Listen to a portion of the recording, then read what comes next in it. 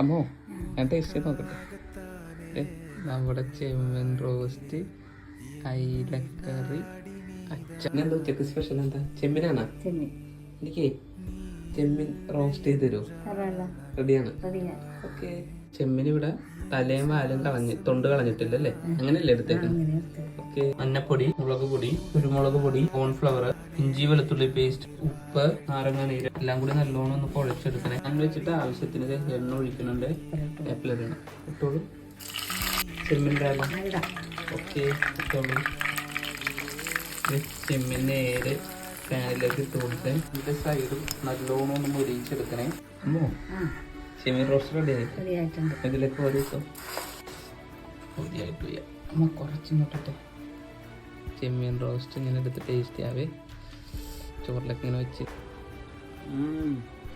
ചെമ്മീൻ നല്ല മുരിഞ്ഞിരിക്കും. കഴിച്ച് കിടുവാണ്.